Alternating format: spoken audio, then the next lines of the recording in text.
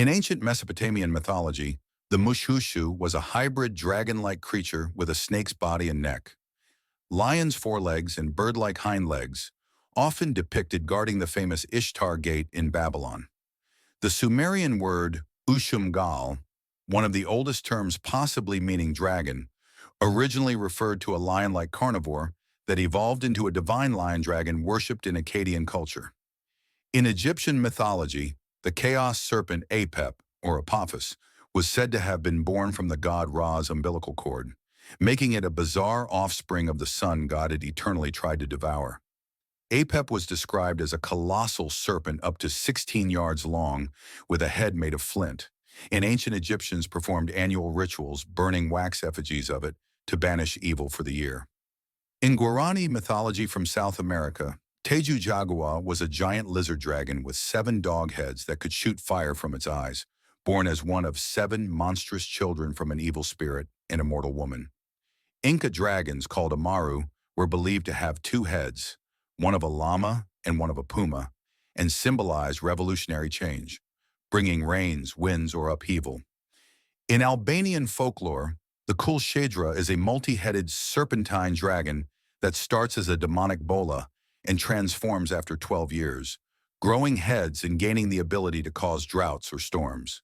Korean lesser dragons called Imugis were gigantic serpents aspiring to become true dragons. Some myths say they had to survive 1,000 years or catch a falling Yuiju orb from heaven. In Russian and Ukrainian tales, Zmei Goranik was a 3-headed dragon with goat-like horns on each head, who smelled of sulfur and was blamed for causing solar eclipses by swallowing the sun. Ancient Roman naturalist Pliny the Elder described Iacolus dragons that didn't fly but launched themselves like missiles from tree branches to attack people below. In early Western myths, some dragons lived in trees and dropped onto passers-by rather than flying or breathing fire. The basilisk, a deadly serpent-dragon hybrid, was said to hatch from a toad incubating a shellless egg laid by a 9-year-old rooster under the star Sirius. In Proto-Indo-European mythology, reconstructed from ancient languages, the original dragon, Ngui, was a 3-headed serpent that abducted cattle or women, influencing later myths like the Midgard serpent. Japanese dragon god Ryujin controlled oceans and storms, but was one of the rare Asian dragons associated with fire, possibly inspiring elements of Godzilla's design. In some Slavic myths, dragons controlled all 4 elements, fire, water, earth, and air, rather than just breathing fire. Ancient Chinese people may have based their serpentine dragons on discoveries of massive dinosaur fossils, interpreting them as rain-bringing creatures. One theory suggests global dragon myths originated from observations of rainbows, seen as supernatural serpents drinking water and causing droughts.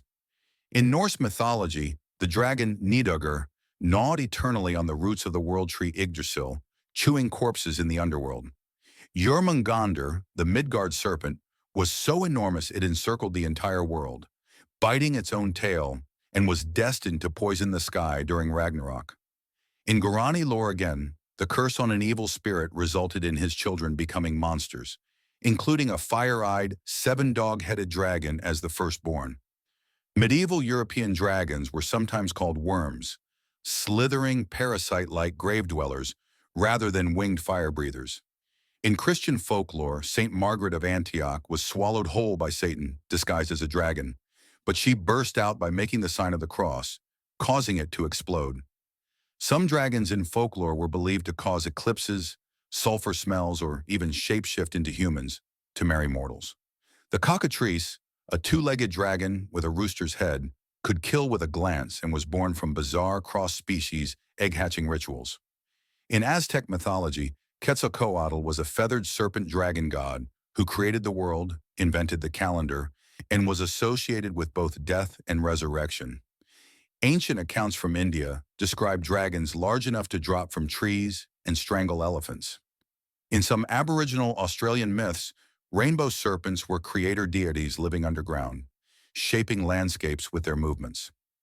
Marco Polo reported seeing dragons in China that matched descriptions of large crocodiles. Bathing in dragon blood, as in the legend of Siegfried, was believed to make skin invincible, except for one vulnerable spot. In one Chinese tale, a man obsessed with dragons decorated his entire house with them, but fled in terror when a real one visited out of curiosity. Dragons appear in nearly every culture worldwide, possibly from shared primal fears of snakes, big cats, birds of prey, or fossil discoveries. The word dragon derives from Greek drakon, meaning a serpent,